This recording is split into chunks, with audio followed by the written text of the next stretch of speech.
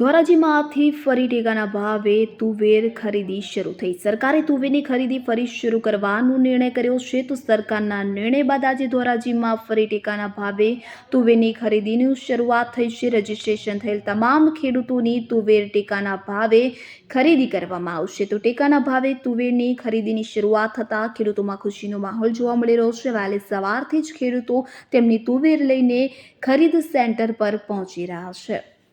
મારું નામ જયેશભાઈ લાખાણી।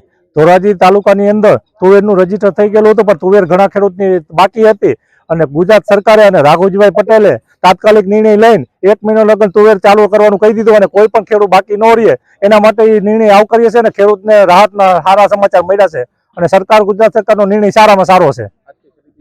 આજથી ખરીદી ચાલુ થઈને 1 મહિનો દિવસ ચાલુ રાખવાની છે। જે ખેડૂતે રજીસ્ટર કરેલું એ તમામ ખેડૂતની તુવેર લેવામાં આવશે। રાજ્ય સરકારે અને રાઘુજીભાઈ પટેલે જાહેરાત કરી દીધી છે। મારું નામ બાબુભાઈ જેઠાભાઈ કાનગડ, સાડવાવદર ગામ। ફરીથી તુવેર ચાલુ કરી એથી કૃષિ મંત્રીનો ખૂબ ખૂબ આભાર। ખેડૂતને ખુશ લહેર છે। આ વખતથી અમે બધા ખુશી છીએ। શું લઈને ક્યાં આવ્યા છો? અમે ધોરાજી યાર્ડમાં આવ્યા, ઓલા ધોરાજી તુવેર વેચવા આવ્યા છીએ। ખરીદી સરકારની કેન્દ્રમાં ટેકાને ભાવે ખરીદી ચાલુ છે।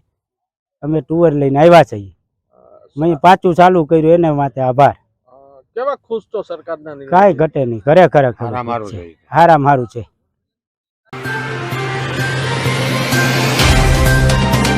तो व्हाट्सएप, ट्विटर, फेसबुक, इंस्टा जहाँ भी आपका अकाउंट है, इसे शेयर बटन के द्वारा वहाँ पर शेयर करें।